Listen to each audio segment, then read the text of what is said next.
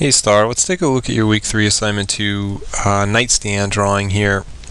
I like your object a lot. The texture that's on it is very interesting, and it has just kind of a nice overall feel to it that I think is, for me, the 1 point especially, just some good perspective and just a nice kind of simple rendering. The background is also a really nice touch that I think helps to make the object stand out a lot better than if it was just plain white or some other maybe less desirable color. The texture is nicely done. I think you do want to try and get it to be a little bit more even. I think the 2-point does a little bit better job of that than the 1-point does, where the crisscrossing tends to create diamonds that seem to be a little bit more regular in shape, one right after the other, whereas in the 1-point, they're getting very kind of clustered up here and over here, and they spread out a little bit more towards the bottom. So that's something you may want to kind of take a look at and just take your time with as you're doing the very initial drawing. With the pencil, you can just kind of lightly draw that in so that when you go in with the marker, all you have to do is follow what you've done before and you don't have to worry about whether when you're doing the marker if you're making a mistake or not.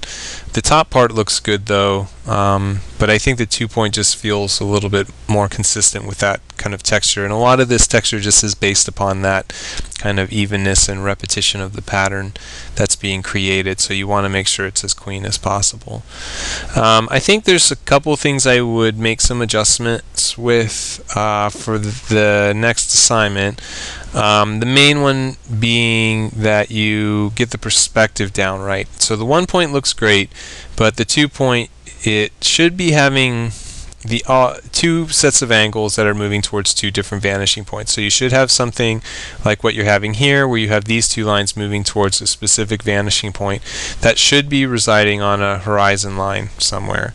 And then the other one would be going kind of in this direction, and that would include this kind of angle down at the bottom of the ground, the corner, and then the far angle, and those all should be kind of moving towards a specific vanishing point somewhere on, again, the horizon line on the other side.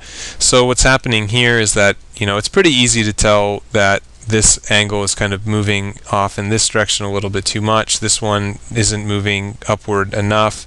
And this one I think could actually be moving, could maybe leave it, but you think you would have to plot out your perspective on this side that feels kind of the one that's off the most.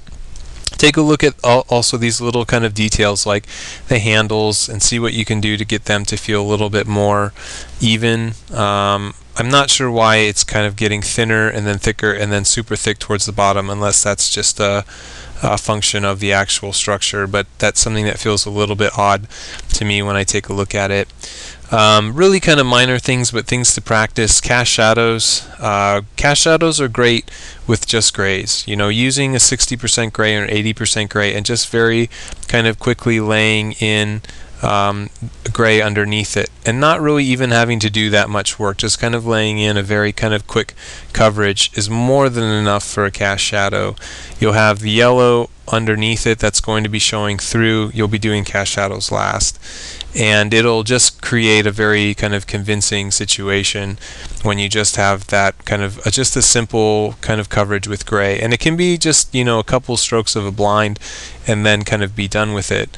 But I do think you need cast shadows that work a little bit more consistently and kind of show off the structure of the object and the lighting better. And I think you need to go in with more value differentiation, because I think you're starting to try to get some with the colored pencil here, but I think you need to push more gray in place. And you can just do something as simple as go in with with a gray marker, a 40% gray or whatnot, and just make some coverage, some blind coverage over what you've already done, and that's going to make one side darker than the other, and you're going to start to get that lighting situation in place. But these are things that you're going to want to deal with when you move to the next assignment, as well as kind of figuring out how you're going to deal with the environment proper, the ground plane, the wall, shadows, and that sort of stuff. So you've got, I think, some stuff ahead of you to kind of work on, but I think you're off to a good start.